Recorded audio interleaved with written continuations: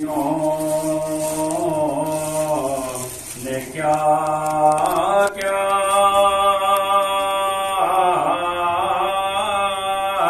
جفا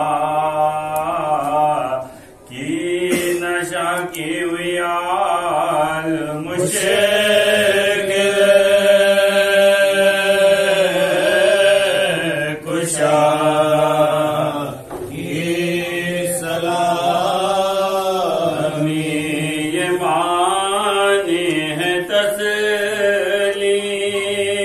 صبر و رضا کی کہ خاطر کے حق میں بھی شے خاطر کے حق میں بھی شے نہ چھوٹی دم مرگ تک فاطمہ سے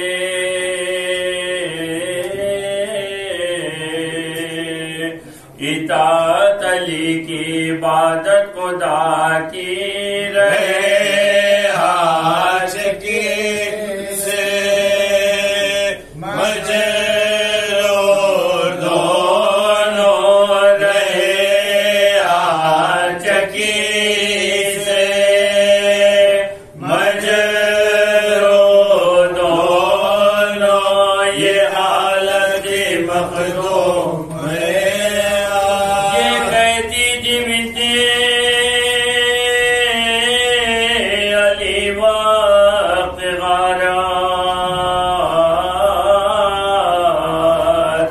کچھ شور قیمت نہیں رضا کی میرے سر پر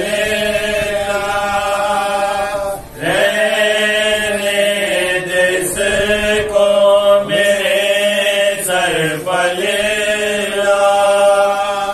رہنے جس کو کہ یہ تو نہ چاہ رہے تماشائی کہتے کوفے میں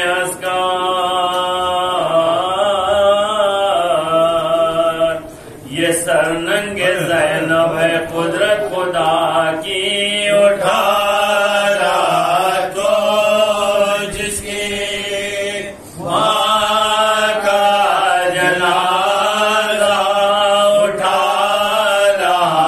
تو جس کی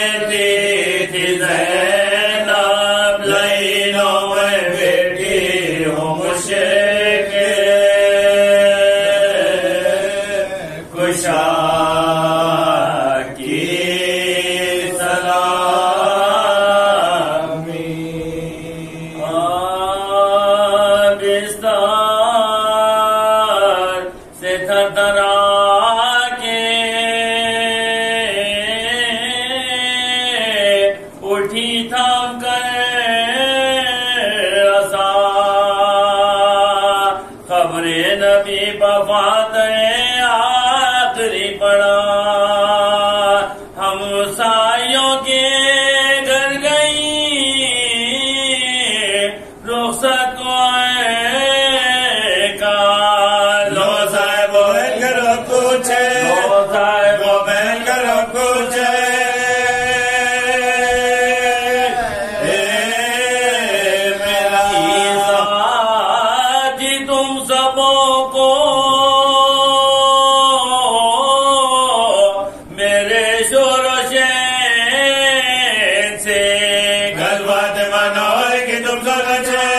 فاطمہ نوئے گے تم سلچے ہم سایہ کے حقوق سے آگاہ جان لوگوں میرے یتیموں سے رہنا نگاہ اب 7 دن کو تمہارا کی ہوتی ہے میری دکھیری میں ماں کی ہوتی ہے میری دکھیری میں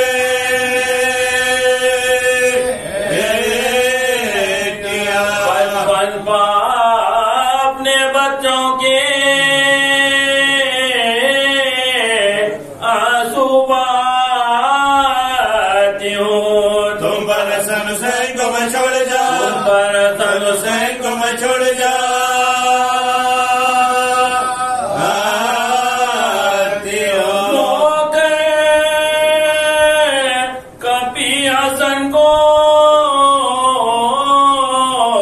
گلے سے لگا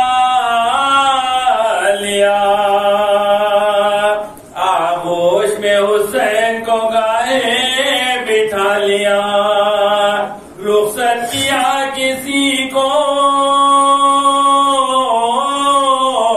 کسی کو بلا لیا پڑھنے کے بعد سے کبھی خورا اٹھا پڑھنے کے بعد سے کبھی خورا اٹھا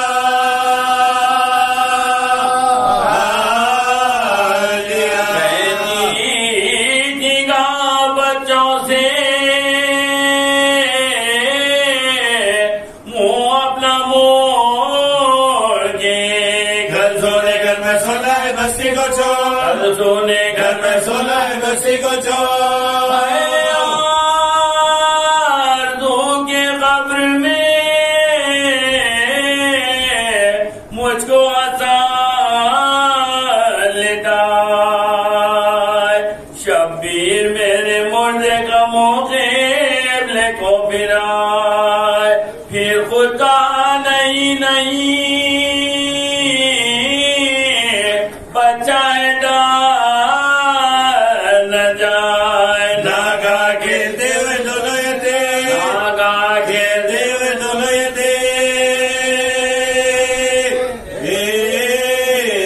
ساتھی لگا کے بول کے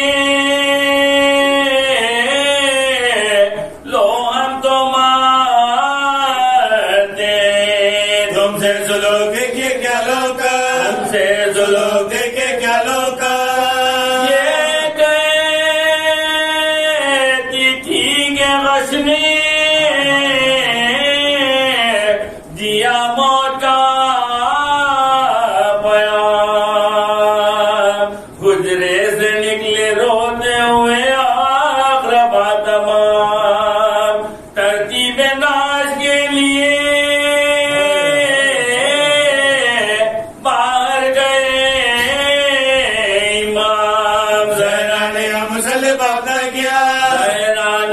مسلم اپنا کیا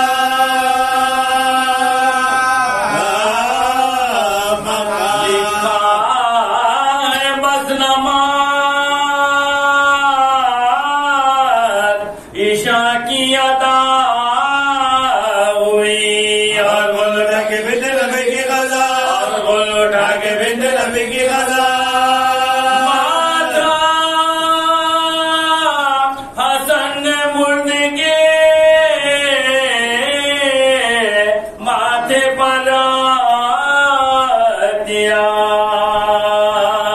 رو رو کے اماں کا اور تلووں سے اپنے ماتھے کو شبیر نے ملا پاؤں میں دم نہ پایا تو ایک کان میں پاؤں میں دم نہ پایا تو ایک کان میں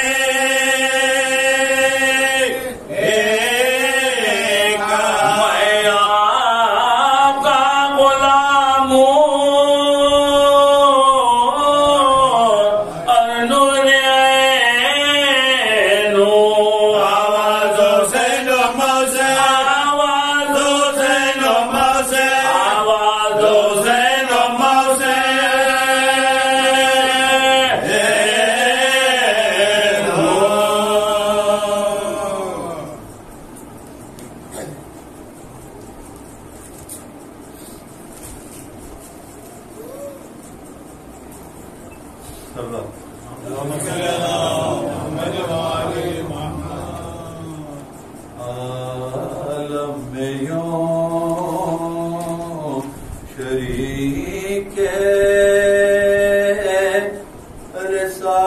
رسالت ہے فاطمہ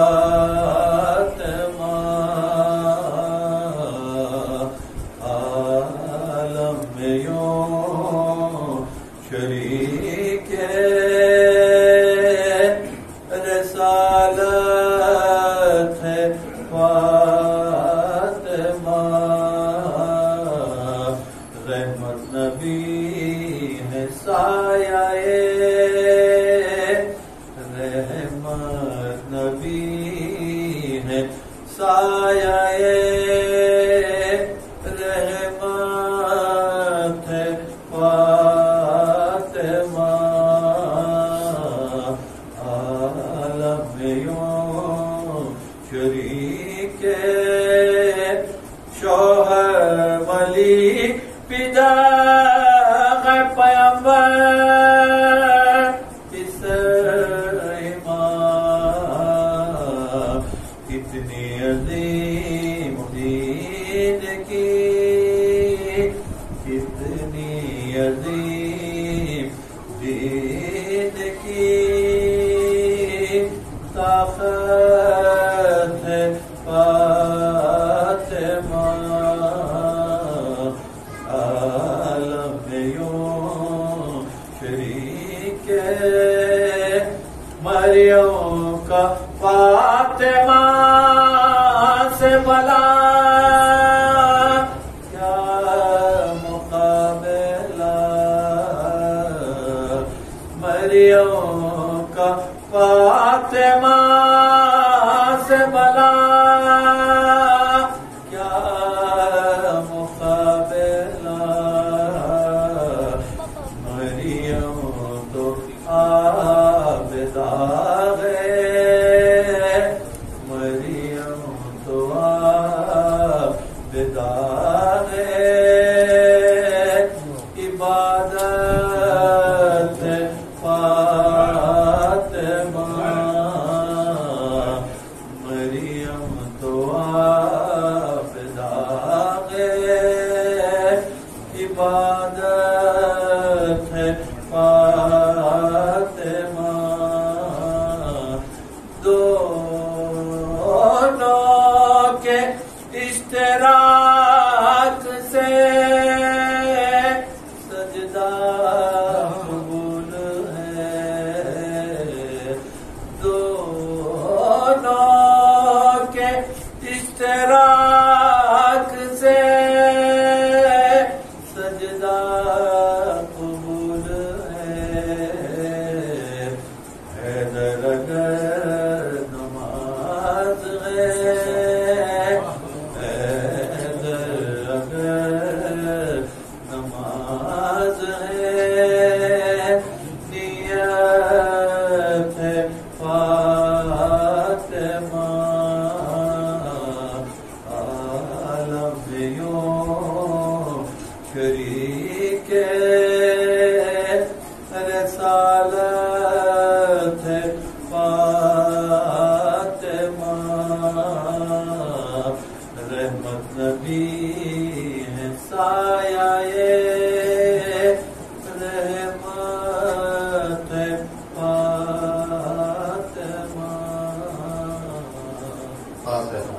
اللهم صل على محمد وآل محمد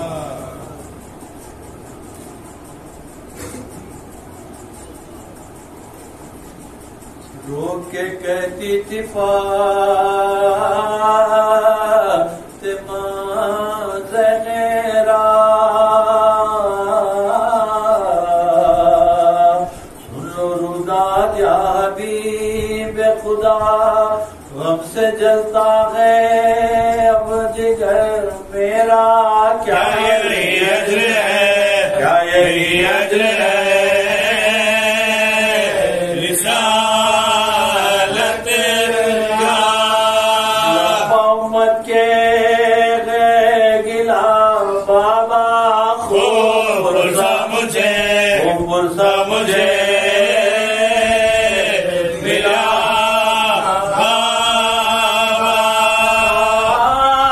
آپ کے بعد منتظم ہوئے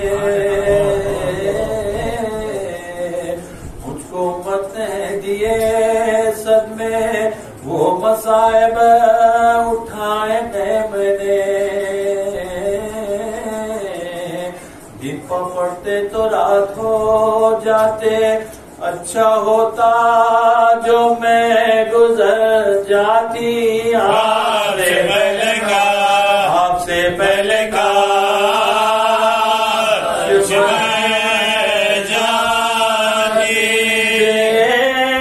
سبب میرے دھرپائی بلا، کیا تھا میرا قصور ہے بابا، لکڑیاں لے کے آ گئے ادا،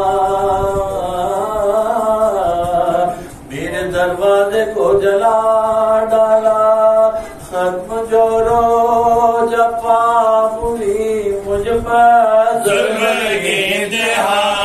کی انتہا ہوئی مجھ پر، سکو تو سنو میری ردا، ڈھائی امت نے مجھ پر ہے بیدار، رو رہا ہے میرا دل ناشاد، ہائے کس سے کروں میں اب فریاد، آگ لے لے کے لوگ آئے ہیں، ظلم مجھ پر لئے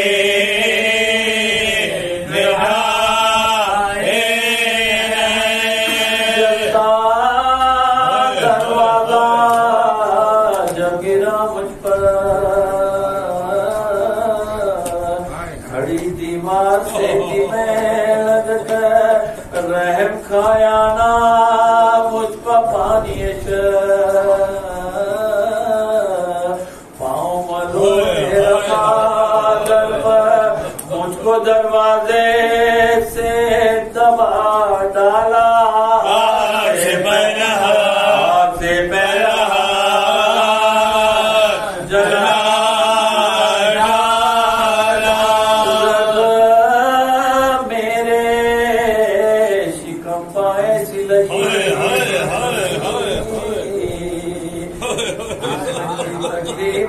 تک پہنچی، پہلو ٹوٹا میرا جفائے ہوئی،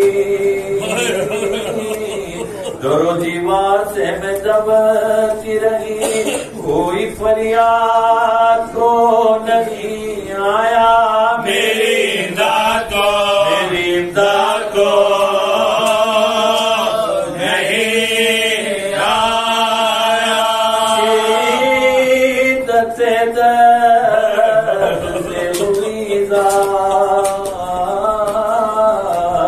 درد میرے شکم پہ ہونے لگا، میں ادھر تڑپی وہ ادھر تڑپا، مر گیا بطن میں میرا بچہ، جس سے فریاد میں کروں بولو، میں کس طرح سے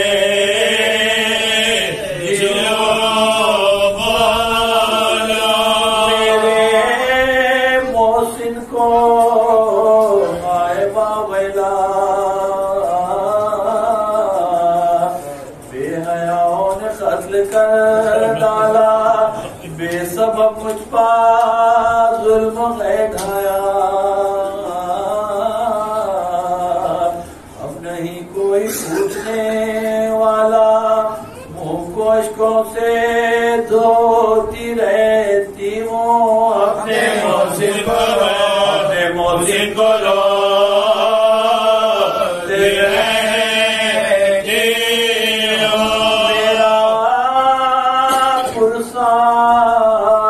حال کوئی نہیں، جینے کا اب سوال کوئی نہیں، کرنے والا ملال کوئی نہیں، زخم کا اندمال کوئی نہیں، جسم رہ کے سرد ہوتا ہے میرے پہلو میں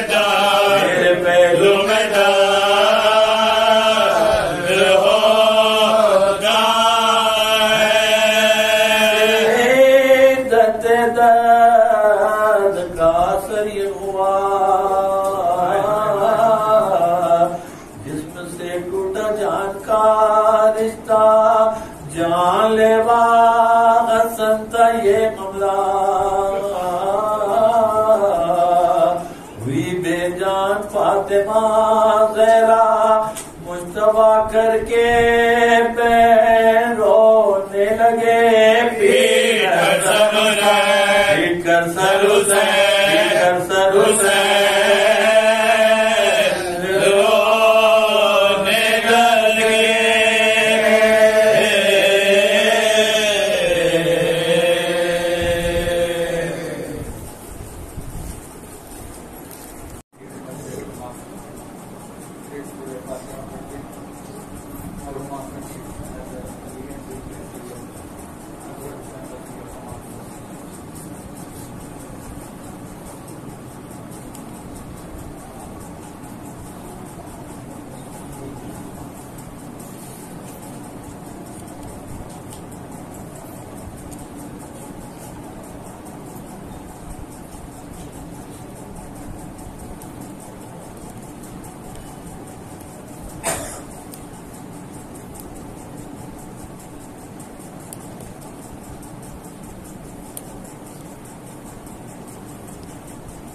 ایک اور بجن کریے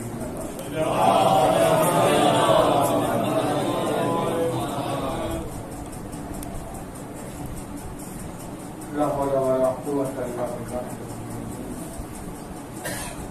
أعوذ بالله من الشيطان الرجيم بسم الله الرحمن الرحيم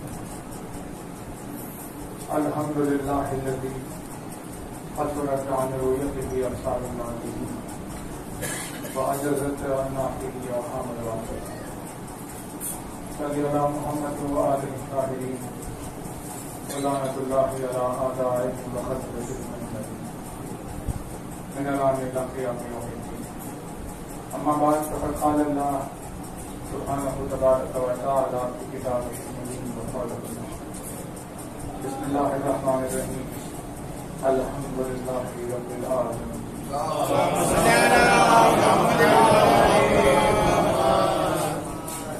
فرمایا صاحب اعظم الدرجات الفاظ سے فرمایا مالک معتزمہ امداد سے فرمایا مولا کائنات امیر المؤمنین حضرت علی بارک و مقدس فرمان کی آپ کی خدمت ہے مجلس کا آغاز ہے اپنی بے مثل و بے نظیر حدیث میں مولا نے کسی وجود کے قیمت کے تعلق سے بیان فرمایا.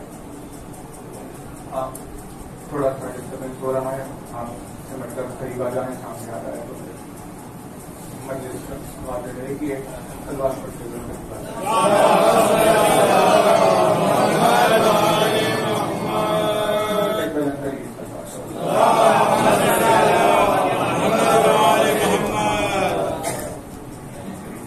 توجہات رہے, ذہن منتشر نہ ہو.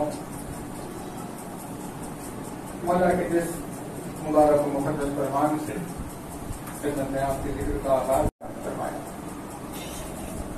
ظاہر سی بات ہے کہ کائنات و کونین میں لاکھوں کروڑوں اربوں کہ بھائی آپ کا زمانہ اور رسول کے زمانے میں کتنا فرق ہے.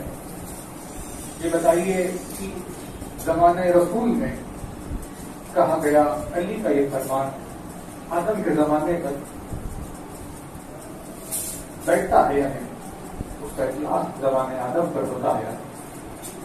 اور 1400 سال گزرنے کے بعد آج اگر ہم سے پوچھا جائے کہ بھائی 1400 برس پہلے کی کوئی بات آج کے زمانے پر اس کا اطلاق ہوتا ہے یا نہیں, اور پھر دنیا گزرنے کے بعد روز محشر سے دن پہلے اگر انسانیت سے پوچھا جائے کہ ہزاروں سال پہلے کہا گیا علی کا یہ ایک کلمہ کیا اس زمانے پر بیٹھتا ہے, تو یہ اول سے لے کر آخر تک, آدم سے لے کر خاتم تک سب ایک زبان ہو کر بولیں گے کہ مانو علی کے الفاظ یوں تھے کہ جیسے وہ ہمارے زمانے کے لیے بیان کر رہے ہیں.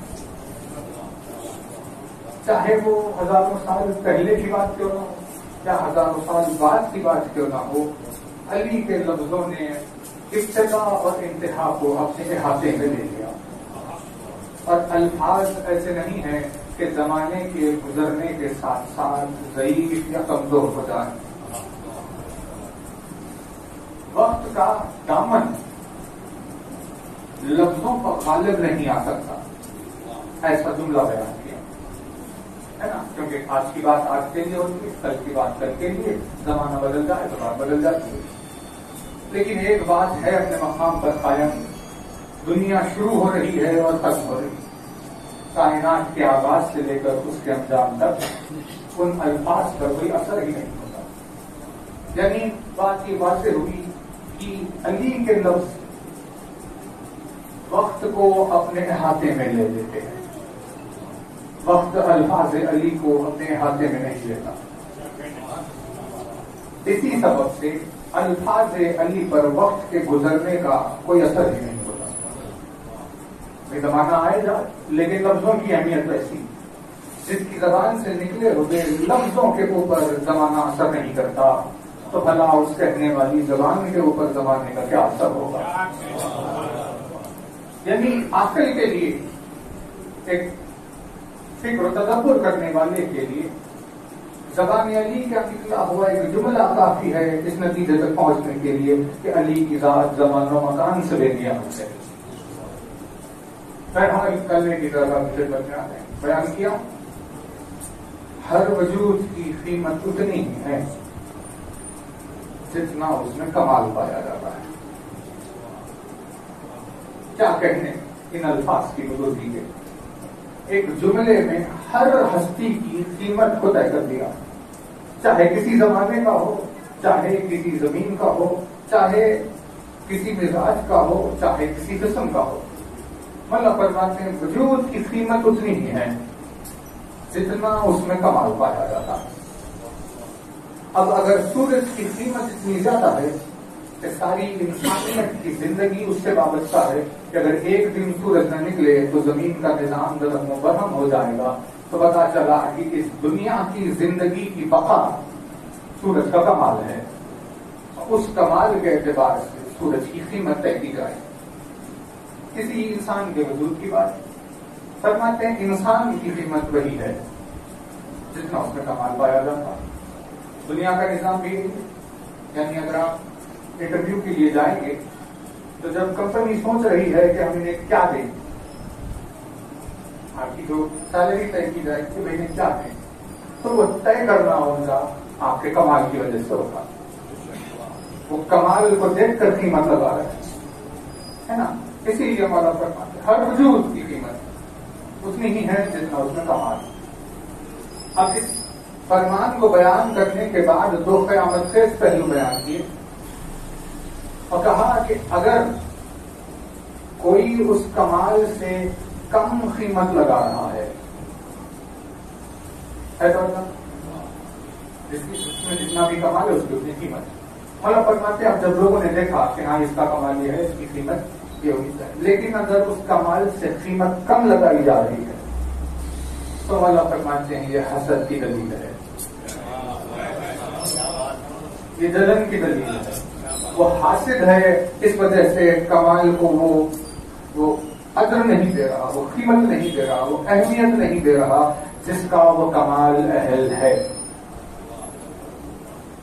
کم قیمت لگانا حاسد کی نشانی، اور فرماتے ہیں جتنا کمال ہے اگر اس سے زیادہ قیمت لگائی جا رہی ہے تو مولا فرماتے ہیں کہ اپنے مفاد کی مقصد اور چاپلوسی کی دلیل ہے۔ تو اب عادل اور ایک تواضع انسان کا مزاج یہ ہوتا ہے کہ وہ کمال کی اتنی ہی قیمت لگاتا ہے جتنی قیمت کا وہ کمال اہل ہے۔ یہ ضروری کیوں ہے مومنین کے لیے؟ مومنین کے لیے اسی لیے ضروری ہے کیونکہ جو عدل اور ظلم کے معنی ہے، توجہ ہے نا، عدل اور ظلم کے معنی، عدل کے معنی کیا ہے؟ انصاف اور عدل ایک نہیں ہے۔ انصاف کے معنی ہے آدھا آدھا، نصف کہتے ہیں ہاف کو، انصاف نون صاد پہ، نصف انصاف منصف، یہ سب اسی سے، منصف یعنی انصاف کرنے والا۔ انصاف کسے کہتے ہیں؟ آدھا آدھا، دو لوگوں بانٹتے ہیں۔ لوگوں نے سمجھا یہ عدل ہے، خدا نے کہا نہیں، عدل نہیں انصاف ہوا۔ عدل کسے کہتے ہیں؟ عدل کہتے ہیں کہ جسے جتنی چیز کی ضرورت ہو اسے اتنا دیا جائے، اسے عدل کہتے ہیں.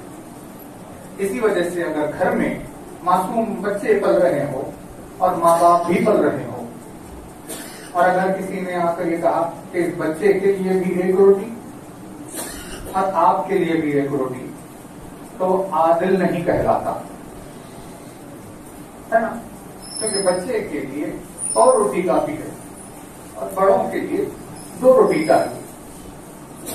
جس نے ایک روٹی دونوں میں بانٹ کر اپنے آپ پر فخر کرنا شروع کیا تو یہ اس کے جہل کی دلیل ہے. نہیں توجہ نہیں کرتا. دیکھیے جس عنوان پر آنا ہے ایسی ہی لطیف راستوں سے ہوتے ہوئے گزرتا, جبکہ عادل وہ ہوگا جو بچے کو 2 روٹی دے گا اور بڑوں کو 2 روٹی دے گا جسے جتنی ضرورت ہے. اب جو جس چیز کا اہل ہے اگر اس کی اہلیت کے اعتبار سے اسے برتاؤ کیا جائے تو اس عمل کرنے والے کو حق پرست کہتے ہیں.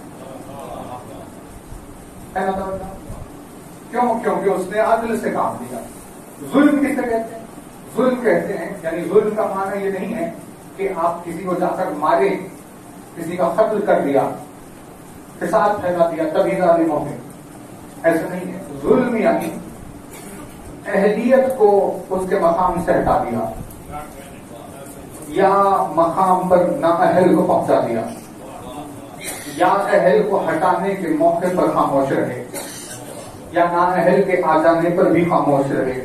یہ ساری چیزوں کا شمار ظلم میں کیا جاتا اور نا اسی لیے انسان کی اطاعت کا خدا نے حکم دیا ہی نہیں, کیونکہ وہ نظام توحید کے خلاف تھا, کیونکہ انسان کی اطاعت ہو ہی نہیں سکتی کیونکہ انسان ظالم ہے. ہے نا. تو اب آپ سوچیں کہ کیسے ظالم ہے, ہم نے تو کبھی کسی کو مارا نہیں, ہمیشہ کسی سے پیار محبت سے بات کی, کچھ نہیں کیا, تو پھر ہم ظالم کیسے ہوئے؟ لیکن ہزاروں پہلو ہیں جہاں انسان ظالم ہے. جیسے مثال کے طور پر دیکھیے آپ لوگ بات ہیں, مثال کے لیے اعتبار سے رکھ کر احادیث میں آپ کو ملے گا مولا کی کئی ایسی روایات ہے, سب امام کی ایسی کئی روایات ہیں جب مولا کائنات کنواں کھود رہے ہوتے تھے, جب بھی سب امام کے سامنے پانی آ جاتا تھا, یہ ساری چیزیں.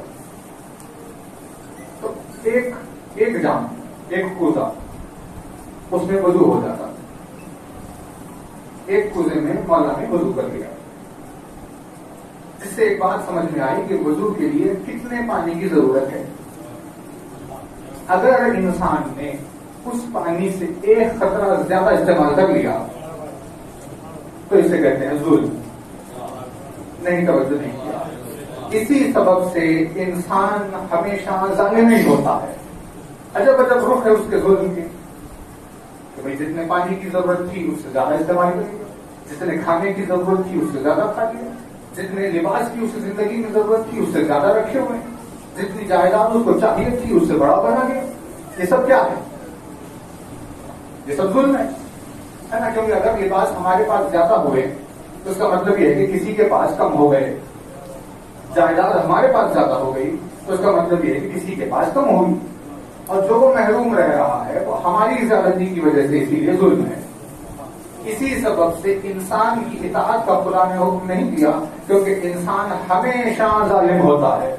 اب ایسی ہستی کی ضرورت تھی کہ جس کا نہ ایک دانہ اس کے حق سے زیادہ ہو, نہ پانی کی ایک بوند اس کے حق سے زیادہ ہو, نہ گھر کا دائرہ اس کے حق سے زیادہ ہو, نہ لباس اس کے حق سے زیادہ ہو, بلکہ کردار تو ایسے نظر آئے کہ علی نے ہمیشہ جتنا کھانا چاہیے تھا اتنا بھی نہیں کھایا, جتنا پینا چاہیے تھا اتنا بھی نہیں پیا, جتنا پہننا چاہیے تھا اتنا بھی نہیں پہنا, تاکہ امام معصوم کی صفت سمجھ میں آئے کہ انسان کو اطاعت کس کی کرنی ہے نا. تو ایسے ہی یہ مولا نے جو فرمایا کہ کمال اس کی قیمت دو, جو کمال کا اہل ہے اس کی قیمت پہنچانا یہ حق پرستوں کی صفت ہے, جو عدل کرتے ہیں ان کی صفت ہے. ورنہ ظالم یہی ہے کہ اگر کوئی کمال کا اہل نہیں ہے آپ اسے صاحب کمال سمجھ رہے ہیں, ظلم کیا. کوئی کمال رکھتا ہے لیکن آپ اسے کمال کے اہل نہیں سمجھتے, آپ نے ظلم کیا. تو اوصاف ہے, یہ اوصاف صفات ایک کے بعد کمال کی وجہ سے.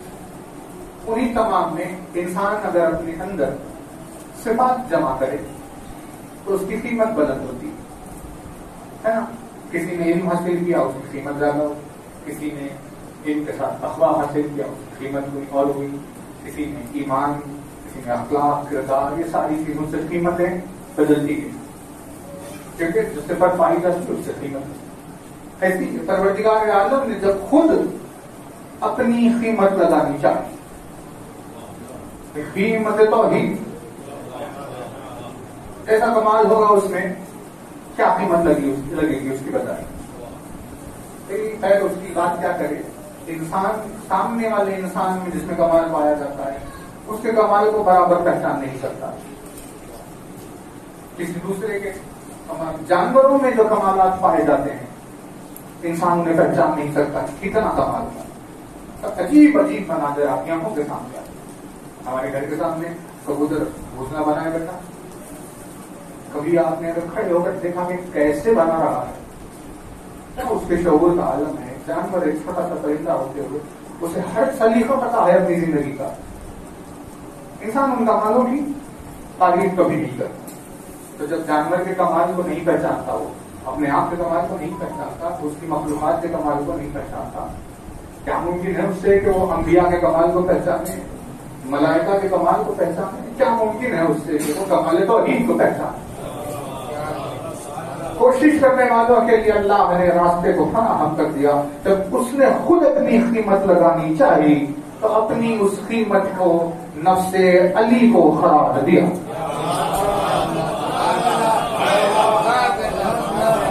کیا چیز ہے یہ پروردگار, کیا چیز ہے یہ بتا. کہ علی کا نفس ہے میرے کمال کی قیمت. وہ نفس علی کمال توحید کی قیمت قرار پایا, اور جب اس بات کی گہرائی میں اترے تو پتا چلا کہ کمال توحید بھی علی ہے اور قیمت کمال توحید بھی علی. مولا نے اسی سبب سے اپنے چاہنے والوں سے کہا کہ دیکھو کمال پیدا کرو. کیا کہیں لفظوں کے, دیکھیے بات تمام کریں گے 15 منٹ میں انشاءاللہ, لیکن توجہ دیں بہت ضروری چیزیں ہو گئی. اسی سے زمانہ مجبور کر رہا ہے, ورنہ مزاج تو ایسا نہیں. جب اگر بنیاد کو برابر جمایا نہیں جائے گا تو اس پر عمارتیں کیسی کھڑی ہوگی. کچھ بیسک پرنسپلز ہیں جن کی بے انتہا ضرورت ہے. عمارتیں معرفت کے لیے, معرفت کسی بلڈنگ کے سب سے اوپر والے فلور کو کہتے ہیں. ایک مثال, کوئی بلڈنگ بنی ہوئی ہے, سب سے بڑی اونچائی جو اس کی اس منزل کو کہتے ہیں عرفان.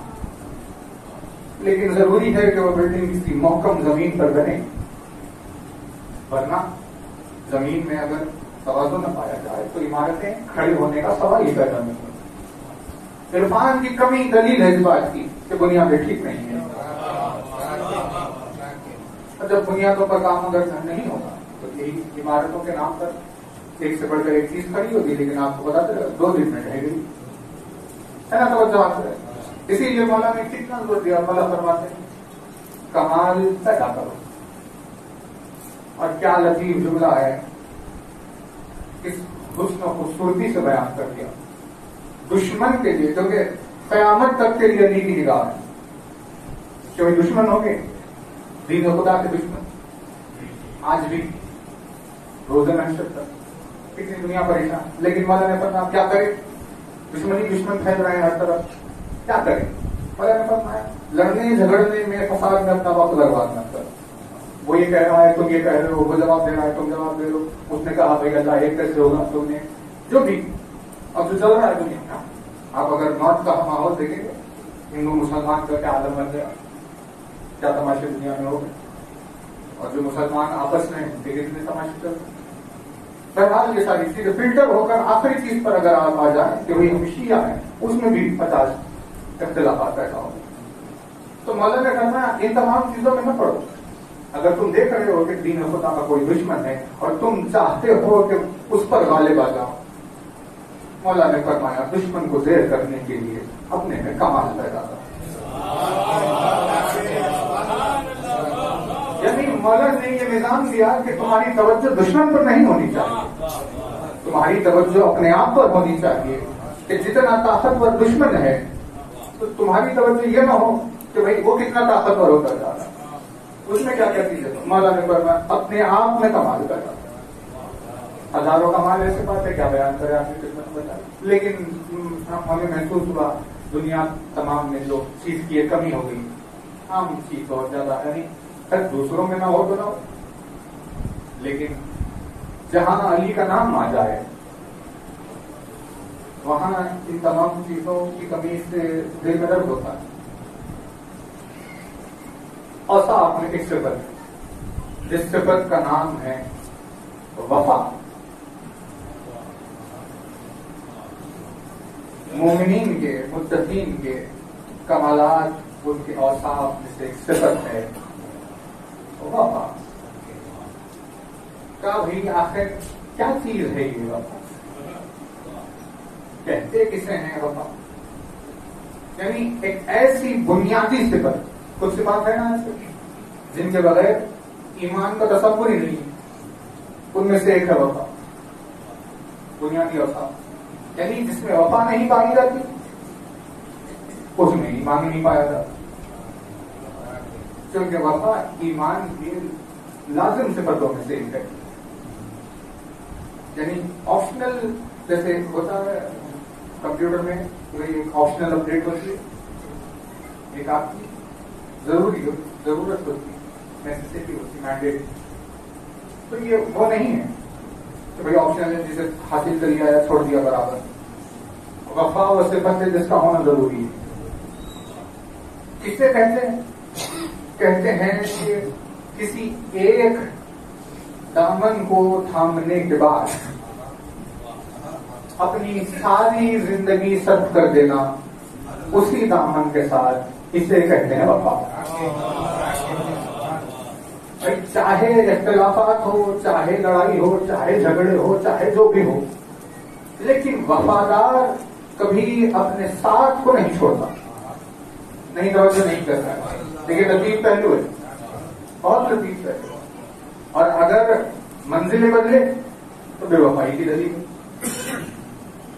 بھائی ایک چیز مثال کے طور پر مجلس کی مثال لیں گے ہم، عام مثالیں آپ کے سامنے کی، کوئی کسی پر حرف نہیں ہے، ایک مجلس 5 لوگ مل کر کرتے ہیں، اب بھائی انسان بیٹھے کسی نے چاہے یہ کریں گے، کسی نے چاہے جو بھی ہو، جھگڑا ہو گیا،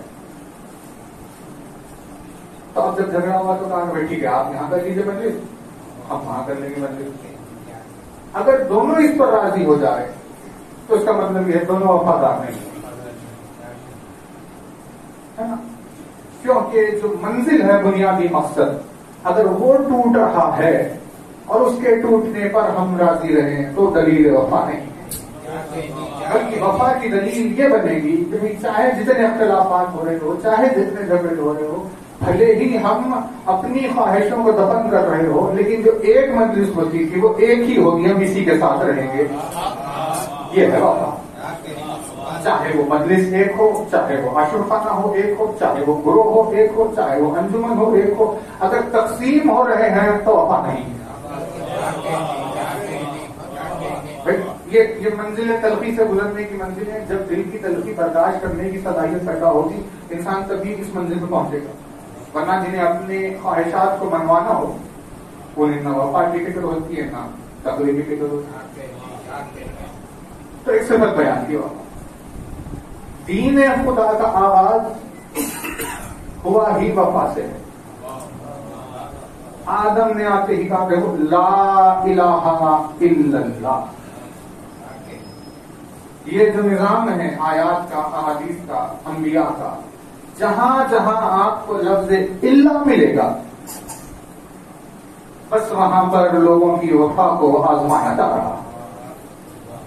لا الہ الا اللہ، کوئی خدا نہیں ہے سوائے اس کی، یہ کیا ہے نا؟ دیکھیے یہ کسی پر طنز و طعنہ نہیں ہے، کوئی خدا نہیں ہے سوائے اس کے، یہ دوسرے خداؤں کی توہین نہیں ہے۔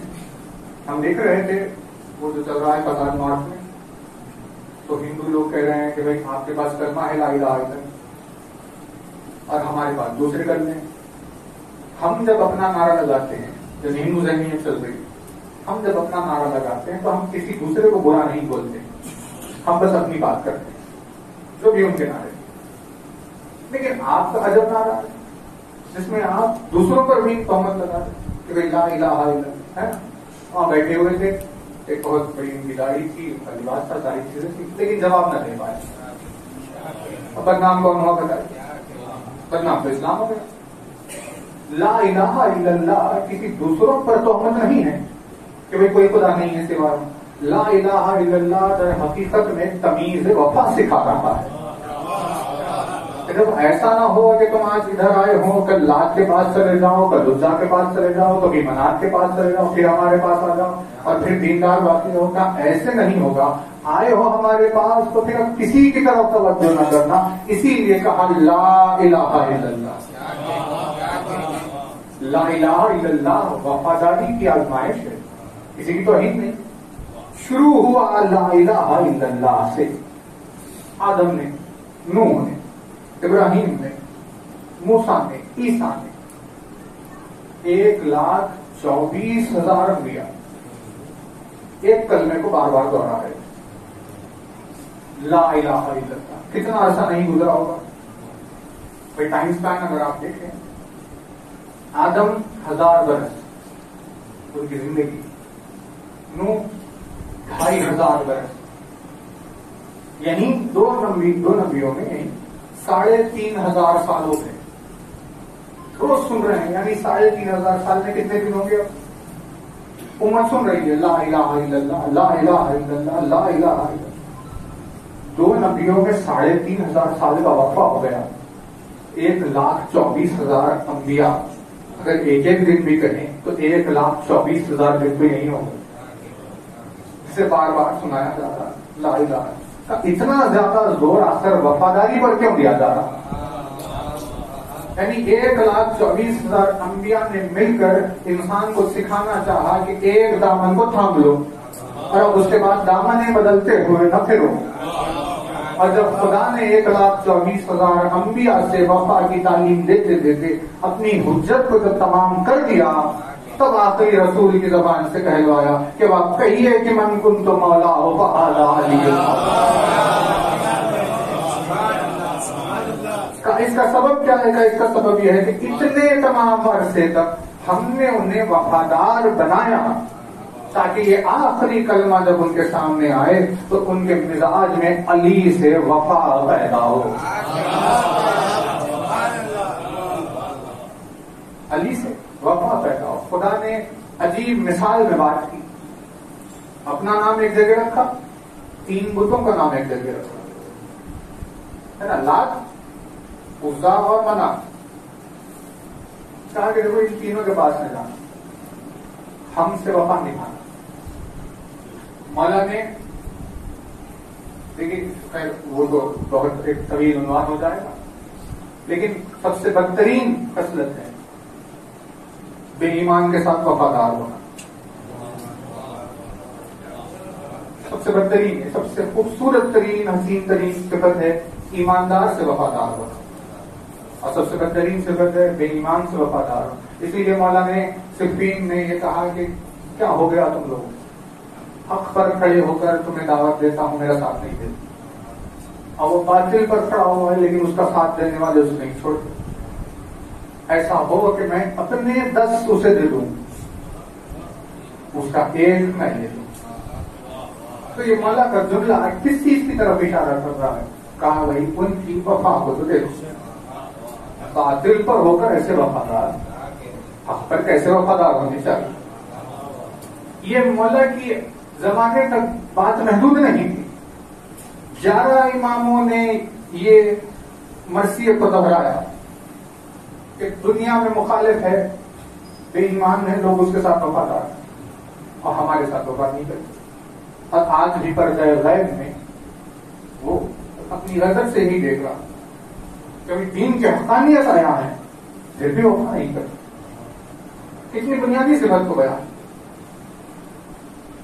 لا الہ الا اللہ جیسے مزاج میں اللہ کے سوا کوئی معبود نہیں، ایسے ہی کہا لا اسألکم علیہ اجرا الا المودۃ فی القربى. بھائی کوئی عدد نہیں ہے دین میں رسالت کا، بس یہ ہے کہ اہل بیت سے مودت اختیار ہے۔ اب جو لفظ اللہ آیا، بس یہ اللہ جہاں جہاں آپ کو ملے گا وہاں وہاں وفا کی آزمائش ہے، اور ویسے ہی وفا سے بھرا ہوا یہ کلمہ ہے جو سماپت کر رہے ہیں، وفا سے بھری ہوئی یہ آیت ہے۔ مولا نے اس کی ایسی تعبیر بیان کی کہ کیا کہیں۔ آیت نازل ہوئی، بسم اللہ الرحمن الرحیم، قل هو اللہ احد، اے میرے حبیب آپ کہیے وہ احد ہے۔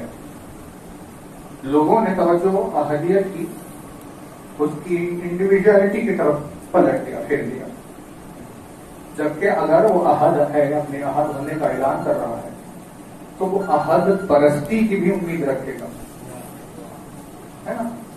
جب وہ ہے ایک، جب اس کے ایک بننے کا اعلان ہو رہا تو جو سننے والے ہیں ان سے کیا امید کی جائے کہ بھئی ایک ہے تو ایک کی طرف رہیں، سب سن رہے ہیں کہ وہ ایک ہے، پھر دیکھا کہ لات کے پیچھے چلے گئے، پھر دیکھا کہ عزا کے پیچھے چلے گئے، پھر دیکھا کہ منات کے پیچھے چلے گئے۔ تاکہ بھائی جب ہم کہہ رہے ہیں ایک ہے تو پھر آپ تین تین کو کیوں سن رہے ہیں؟ یہ ہے انسانیت کا مزاج۔ مولا نے جب یہ ساری دنیا میں اپنے چاہنے والے، یعنی کلمہ کے امیر المومنین، ان کے چاہنے والوں کے لیے ایسا عظیم الشان تحفہ ہے کہ انسان کو اپنی زندگی کی سانسیں ان جملوں کی نعمت کے آگے کم نظر آئے گی۔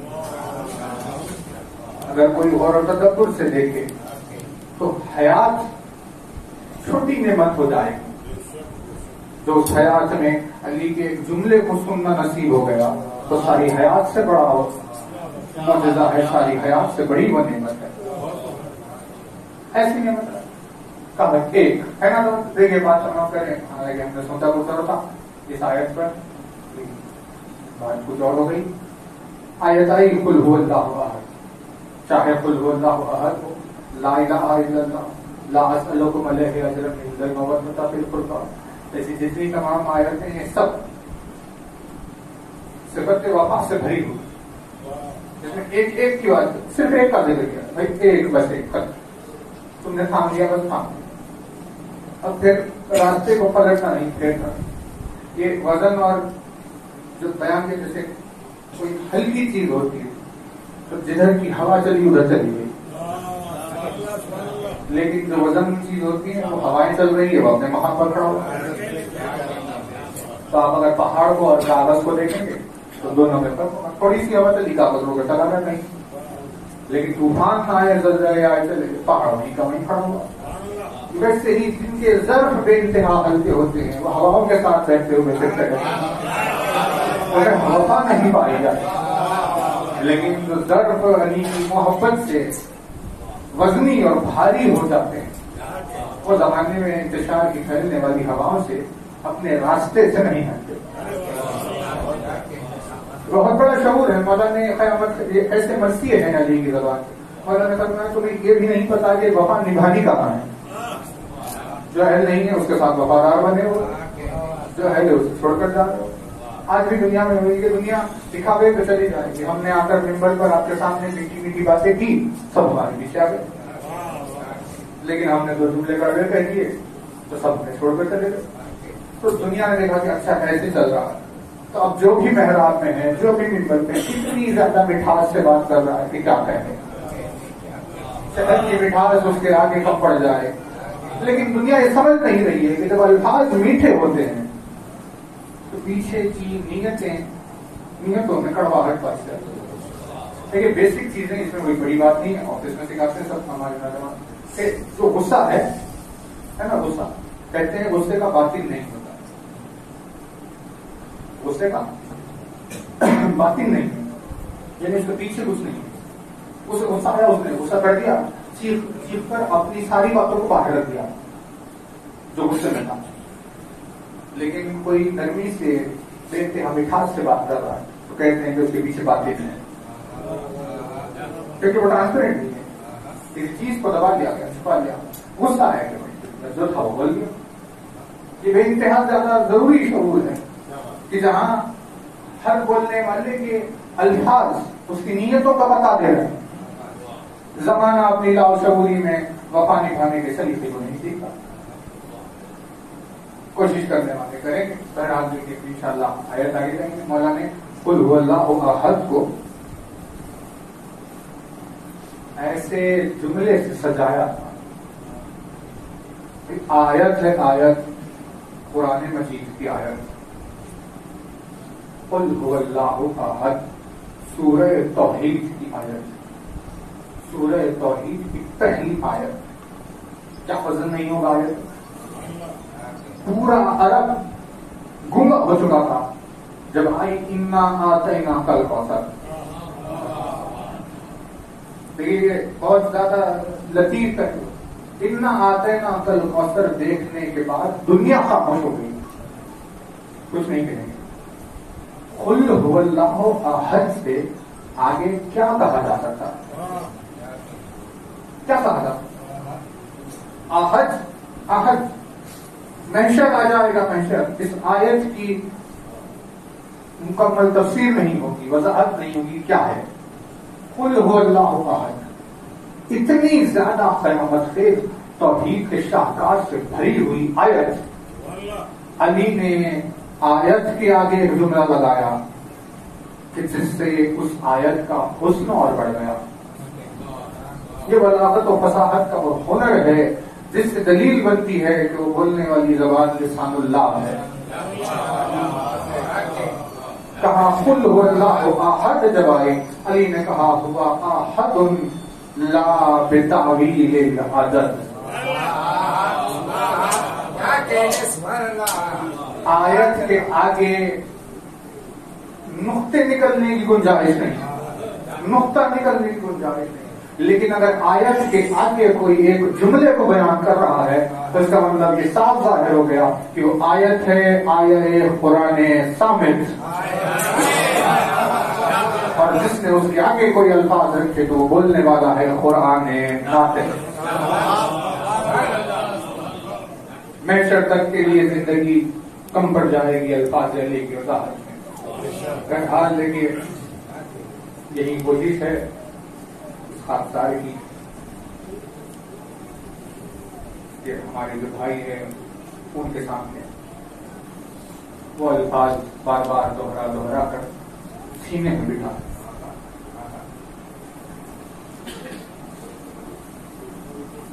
نعمتیں ایسی نوازی کیا کہیں. مولا نے فرمایا روٹی یعنی روٹی دینے سے زیادہ بڑا سخی وہ ہے جو علم کا نوالا کھلاتا. مولا نے دنیا میں علی کی سخاوت کو اونٹوں کی قطار میں دیکھا. اونٹوں کی قطار دیتی ایسا سخی ہے. کہاں 70 اونٹوں کی وہ قطار, یعنی علی نے دیا ہے لیکن وہ علی کی سخاوت کی انتہا نہیں ہے. کیونکہ روٹی اور جائیداد دینا بڑی سخاوت نہیں ہے. مولا نے فرمایا علم و حکمت دینا بڑی سخاوت. جس نے اپنی زندگی میں کونین سے بڑے بڑے علم کے سمندروں کو اپنے چاہنے والوں کے حوالے کیا. علی کی سخاوت کے جلوے چاہنے والوں نے بڑے کوفہ سے دیکھے. ایسے عظیم شان تحفوں سے جو نوازا تو ان میں ایک تحفہ ہے اہل بیت کا دیا ہوا فرش اعظم. دیکھیں ماہ شعبان ہے, آپ کی خدمت میں مسائل میں طول نہیں دیں گے, لیکن مومن جو ہے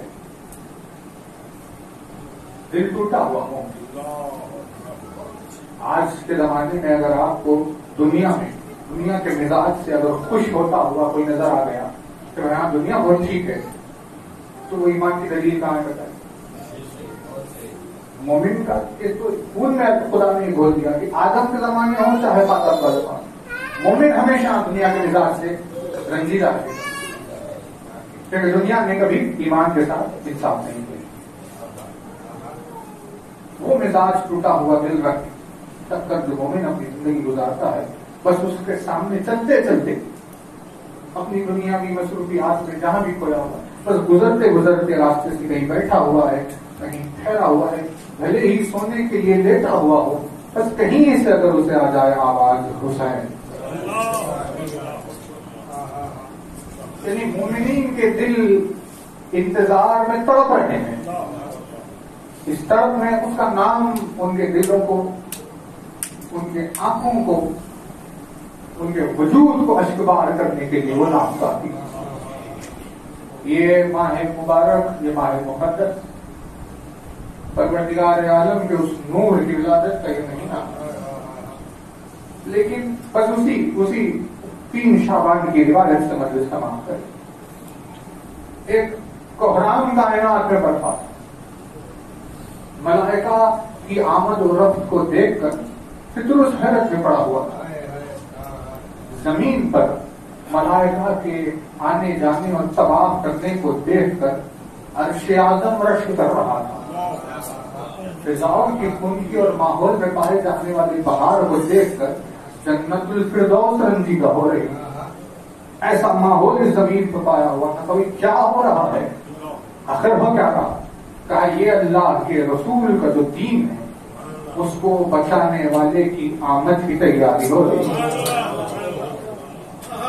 3 شعبان کائنات و کونین کا کوئی حصہ نہیں تھا ایسا جو خوشی سے مسرور نہیں ہو رہا تھا.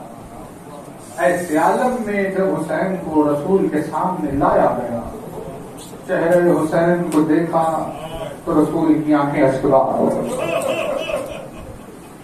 اور 3 شعبان کے روز حسین کو دیکھ کر گریا کرنے لگے.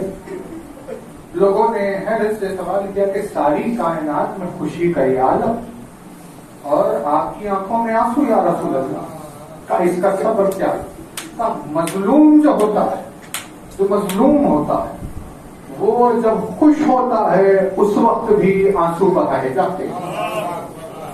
یعنی یہ مزاج مظلومیت ہے. کہا مجھے حسین کے چہرے کو دیکھ کر اسی لیے رونا آ رہا ہے کہ آج میری آغوش میں میرے دین کا یہ بچانے والا ایسی عالم تنہائی میں گر جائے گا کہ جہاں حسین کا کوئی بچانے والا نہ ہوگا. اپنی زبان سے مرثیہ کہیں گے کہ واہ قلت ناصرہ اے وائے کہ دوستوں کی کمی کا کیا عادت. اللہ نے جو رسول کے آنسو بہ رہے تھے ہے نا یعنی کیسا رنگ ہے یہ توحید کا. جو آنسو رسول کے بہ رہے تھے حسین کی ولادت کے روز کوئی وحی نہیں آئی جبریل نہیں آئی یہ کہتے ہوئے کہ یا رسول اللہ آپ مت روئیے. اس کا حبیب ہے اس کے حبیب کے آنکھ سے آنسو بہ رہے. کوئی وحی نہیں آئی کہ آپ نہ روئیے. اطراف میں کئی رو رہے ہیں کوئی وحی نہیں آئی کہ آپ نہ روئیے ہے نا. ماں رو رہی ہے بھائی 6 مہینے کا آنسو بہا رہا لیکن کوئی وحی نہیں آئی. غم حسین میں اللہ نے رسول کے رونے کو گوارا کر دیا.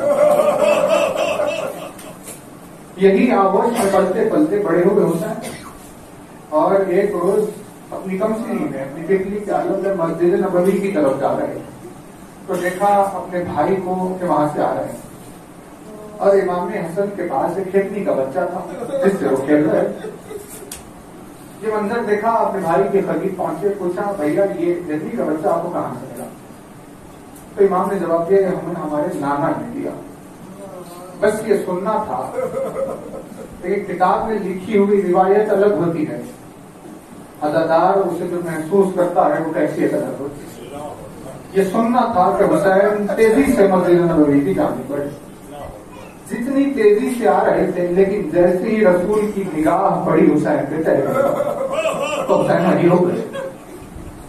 یہ ہے کسی ناز پرور کے مزاج کا عالم. کیونکہ جب کوئی کسی کے ناز اٹھاتا ہے تو وہ یہی خواہش کرتا ہے کہ اب آپ زحمت اٹھا کر آئے اور میرے ناز اٹھائے. میں روتے ہوئے اپنا شکوہ لے کر آپ کے پاس نہیں گیا. وہی کھڑے ہو گئے رسول کی نگاہ ٹھہر گئی. اور حسین پیچھے ہٹ کر دیوار کے سہارے آ گئے اور ہاتھوں کو باندھ لیا اور اسی طرح بچپن میں کھڑے ہوئے تھے. رسول غور سے چہرے حسین کو دیکھ کر کہ اتنے میں حسین کی آنکھوں سے نمی ظاہر ہونے لگا. بس اس منظر کو دیکھنا تھا کہ رسول خدا اٹھ کر کھڑے ہوئے, تیزی سے حسین کے پاس آئے اور کہا کہ میرے لال کیا بات ہے؟ کہا نانا آپ نے ہرنی کا بچہ بھیا کو تو دیا لیکن آپ نے کوئی ہرنی کا بچہ ہمیں نہیں دیا. بس یہ باتیں ہو رہی تھی, جبریل نازل ہو گئے اور جبریل نے کہا یا رسول اللہ نے اس ہرنی کی طرف وہی بھیج دی ہے, وہ اپنے دوسرے بچے کو لے کر یہاں آ رہی ہے. خبردار حسین کی آنکھ سے آنسو گرنے کا. بس مجلس تمام ہو گئی. 2 منظر آپ کی خدمت میں پیش کر دیے. ایک 3 شعبان کے روز رسول کا رونا, لیکن آسمان سے جبریل نہیں آئے, کوئی وحی نہیں آئی جس نے رسول کو رکایا ہو, بلکہ ہمیں حسین نے رسول کے رونے کو گوارا کیا. اور ایک یہ منزل جہاں وہی آ گئی کہ حسین کی آنکھ سے آنسو نہ بہے. اللہ کو حسین کے رونے کا کتنا درد رہا ہوگا. بس وہی حسین ہے جو کربلا کے میدان میں عالم تنہائی میں یہ مرثیہ پڑھ رہا تھا. نانا تیری امت نے مجھے رولا رولا کے فضل کیا, نانا تیری امت نے مجھے شدت پیاس سے فضل کیا.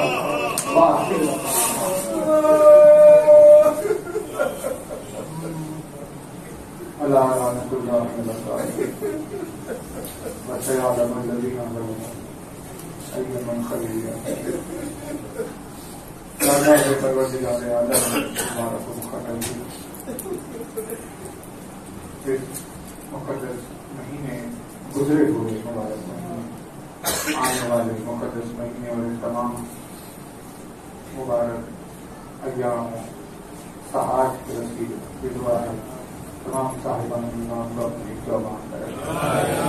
بیمار پروردگار میں صحت کامل عطا کرے. مخروض ہیں کی قرض کی ادائیگی کے اسباب, جو روزگار کی تلاش میں پروردگار میں روزگار عطا کرے. جن کے کاروبار میں خیر و برکت, جو مخلصی و تنگستی میں جی رہے ہیں پروردگار خوشحالی و توکل عطا کرے.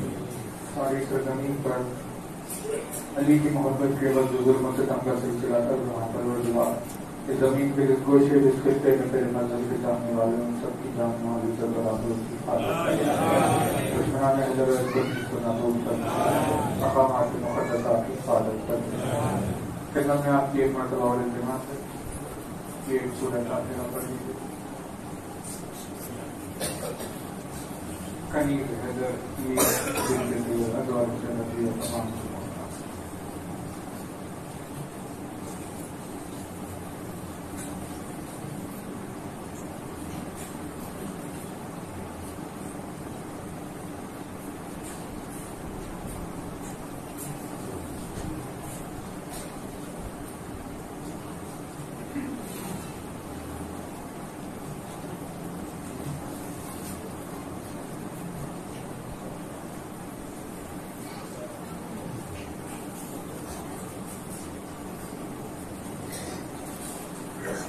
تعجیل روز ضرور بدلیات ہمیں مولا کے ناصر و مشفاعت پر کریم صلی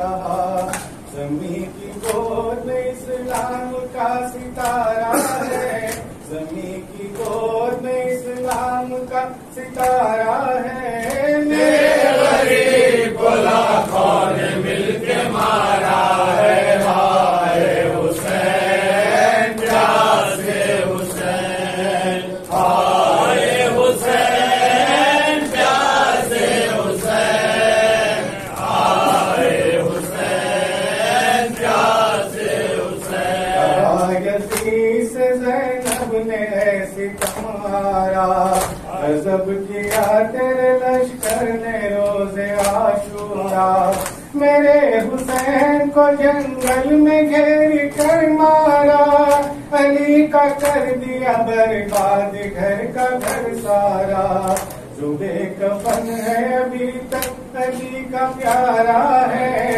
جو بے کفن ہے ابھی تک علی کا پیارا ہے، میرے غریب کو لاکھوں نے مل کے مارا ہے، ہائے حسین پیاسے حسین، ہائے حسین پیاسے حسین، ہائے حسین پیاسے حسین۔ سہاگ اجڑا کسی کا کسی کی بھوک جلی، کسی کا جل گیا دامن ردا کسی کی جلی، کسی کی مانگ میں کرب و بلا کی خاک پڑی، نبی کی آل زندہ میں یار کی مددی، جہاں میں زینب دل کی بے سہارا ہے، جہاں میں زینب دل کی بے سہارا ہے، میرے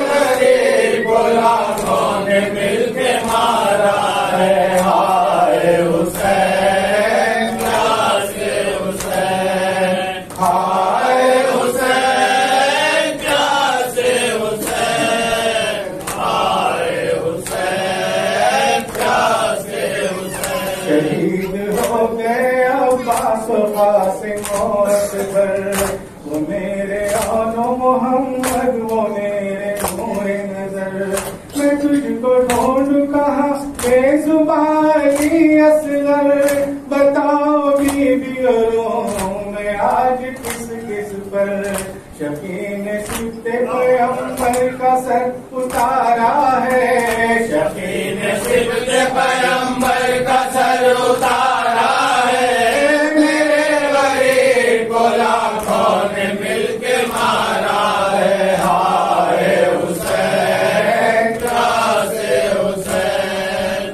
ہائے حسین پیاسے حسین، ہائے حسین پیاسے حسین۔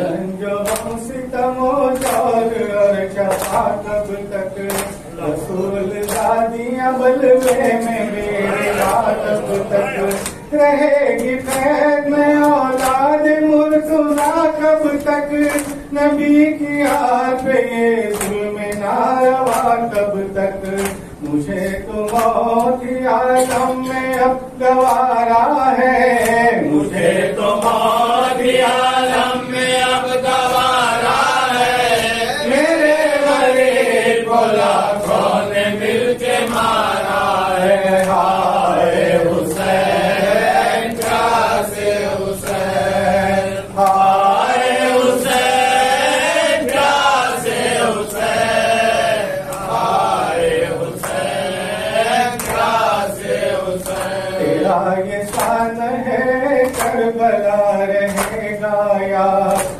جو ایک دن میں محمد کا گھر ہوا برباد، کہاں وہ توق ذرا باری اور کہاں سجاد، ہے شہر شام میں بے پردہ زینب ناشاد،